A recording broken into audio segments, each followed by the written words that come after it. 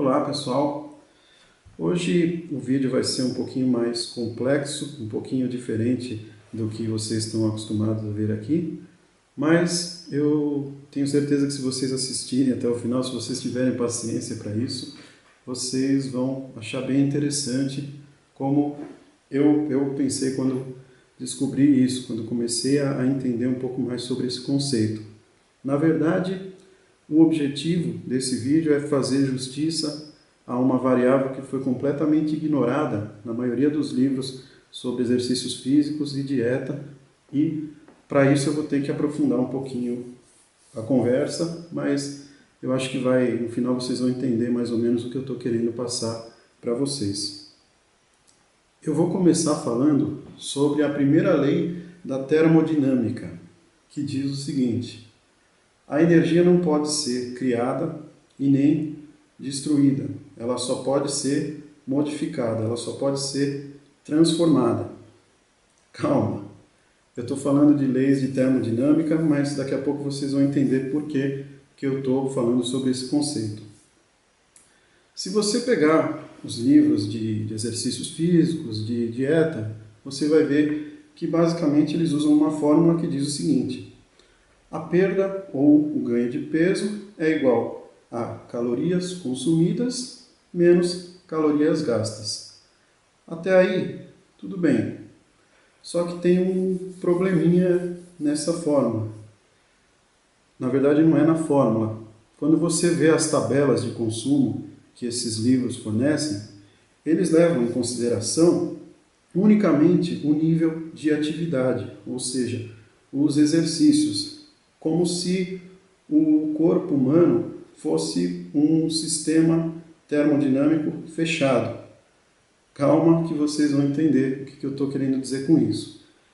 Na verdade, essas tabelas, elas consideram o armazenamento e o consumo como as duas únicas opções, como se o corpo fosse um sistema fechado. Mas não é. O corpo humano, na verdade, é um sistema termodinâmico aberto que tem mais opções. Basicamente, falando de energia, e para isso que eu falei sobre o conceito da primeira lei da termodinâmica no começo, que a energia não pode ser criada e nem destruída, e sim transformada, voltando a esse conceito, o corpo humano troca energia com o meio ambiente basicamente de três formas: trabalho, ou seja, exercícios físicos, matéria, ou seja, excreção, quando você vai no banheiro, na verdade você está trocando energia com o ambiente. Essa é mais uma forma. E a terceira forma, e é aí que eu queria chegar, é o calor. O seu corpo é uma fonte de calor, e se você for capaz de entender isso e de usar essa variável, você pode mudar o seu consumo calórico com mais uma arma. Se você entender esse conceito, você vai ver que o calor pode ser usado para melhorar os seus resultados de uma forma que você nunca imaginou. O que me motivou a fazer esse vídeo foi uma pesquisa de um cientista americano chamado Ray Cronin. Eu vou colocar material sobre isso no blog, vou colocar o link para vocês darem uma olhada depois. E basicamente o que motivou esse pesquisador a descobrir tudo isso, a analisar todos esses dados, foi uma entrevista que o Michael Phelps, aquele nadador americano, recordista, deu numa época das Olimpíadas. Ele deu uma entrevista falando que ele consumia diariamente 12 mil calorias. Todo dia, 12 mil calorias. Imagina só o que é isso. Você que está acostumado a consumir aí 2.500, imagina o que são 12 mil calorias por dia. Para você ter uma ideia, se você correr uma maratona, você consome 2.600 calorias. Então, imagina só você consumir 12 mil calorias. E esse cientista ficou impressionado com esses dados. Ele falou: poxa, como que alguém consegue consumir 12 mil calorias por dia e ter o abdômen definido, não acumular gordura? Por que ele consegue fazer isso? Mesmo que você fale: mas ele é um atleta profissional, ele nada 3 a 4 horas por dia. Realmente. Agora, Mesmo assim, é muita coisa. Para você ter uma ideia, o nado borboleta, que é extremamente desgastante, se você ficar nadando borboleta durante 1 hora, você consome em média 860 calorias. Então, se você levar em conta o metabolismo basal do Michael Phelps, mais esse consumo de exercícios, ele teria que nadar mais de 10 horas por dia, o nado borboleta, para ter um consumo aí no final do dia de 12.000 calorias. Ou seja, impossível. Ninguém consegue nadar 10 horas por dia, todo dia, nem o Michael Phelps. E foi isso que deixou esse cientista tão interessado no assunto. Depois de muita análise, de colher muitos dados e de ver que de nenhuma forma essa fórmula apatia, essa conta fechava, essas 12.000 calorias não teriam como ser consumidas com atividade, com nenhum nível de atividade física, esse cientista teve uma descoberta.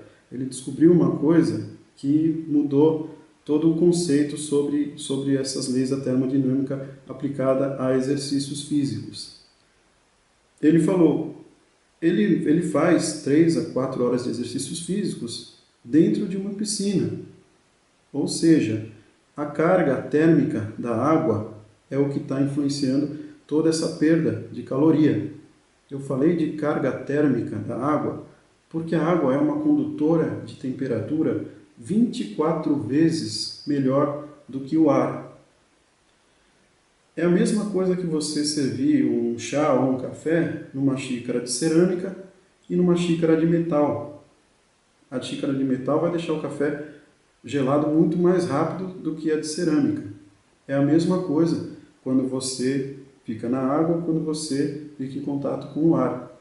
A carga térmica é diferente.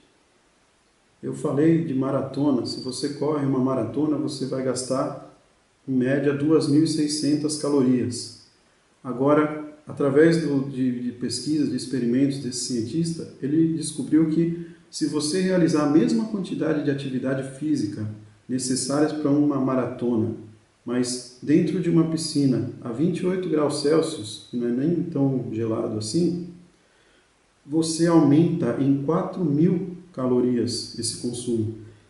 Não é que passa de 2.600 para 4.000, você acrescenta 4.000, ou seja, você consome 6.600 calorias.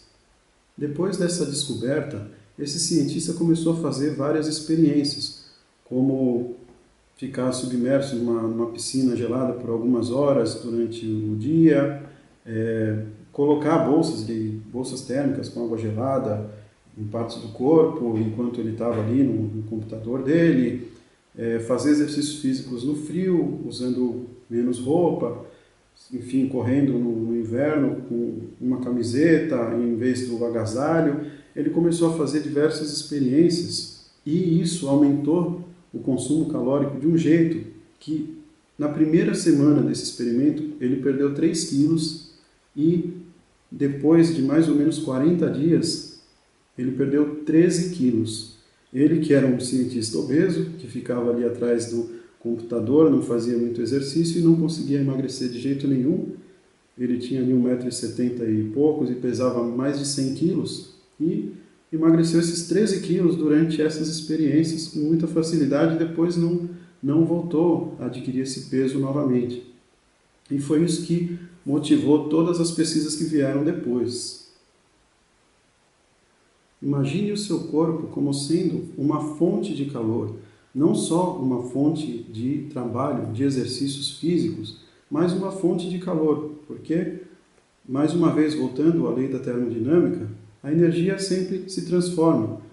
Se você, por exemplo, tomar um copo de água gelada em vez de uma água em temperatura ambiente, o seu consumo de calorias aumenta, porque o seu corpo vai esquentar, vai aquecer essa água dentro de você, e para isso ele vai perder caloria. A energia sempre se transforma. Então, você precisa entender que dá para controlar essa variável e, com isso, aumentar o consumo calórico.